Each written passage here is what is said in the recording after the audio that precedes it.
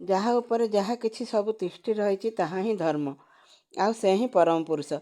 ଧର୍ମ କେବେ ହେଲେ ବହୁ ହୁଏ ନା। ଧର୍ମ ଏକ, ଆଉ ତାର କୌଣସି ପ୍ରକାର ନାହିଁ।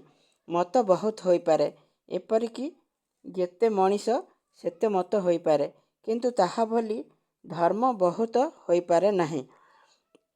ହିନ୍ଦୁ ଧର୍ମ, ମୁସଲମାନ ଧର୍ମ, ଖ୍ରୀଷ୍ଟିଆନ ଧର୍ମ, ବୌଦ୍ଧ ଧର୍ମ ଇତ୍ୟାଦି କଥା ମୋ ମତରେ ଭୁଲ। ବରଂ ସେ ସବୁଗୁଡ଼ିକ ମତ।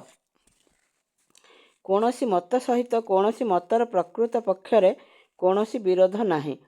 ଭାବର ବିଭିନ୍ନତା, ପ୍ରକାରଭେଦ, ଗୋଟିଏକୁ ନାନା ପ୍ରକାରରେ ଏକ ରୂପେ ଅନୁଭବ, ସବୁ ମତ ହିଁ ସାଧନା ବିସ୍ତାର ପାଇଁ। ତେବେ ତାହା ନାନା ପ୍ରକାର ହୋଇପାରେ, ଆଉ ଯେତିକି ବିସ୍ତାର ହେଲେ ଯାହା ହୁଏ ତାହା ହିଁ ଅନୁଭୂତି, ଜ୍ଞାନ। ତେଣୁ ଧର୍ମ ଅନୁଭୂତିର ଉପରେ।